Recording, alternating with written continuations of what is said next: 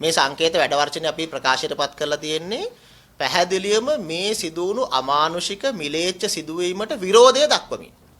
එතකොට මේක අත්අඩංගුවට ගත්තද නැද්ද ඒ කාරණේත් එක්ක අපිට අදාළ වෙන්නේ. අපි තාම නිල වශයෙන් දන්නේ නැහැ අත්අඩංගුවට ගත්තද නැද්ද කියලා කාරණා. නමුත් අපි දන්නවා ශ්‍රී ලංකා පොලිසිය පොලිස්පතිතුමාගේ ඍජු අධීක්ෂණයේ යටතේ දැඩි පරිශ්‍රමයක් දරමින් ඉන්නේ මේ දරනවා මේ සැකකරු අත්අඩංගුවට ගන්න. මම හිතන්නේ ඒක ධනාත්මක දෙයක්.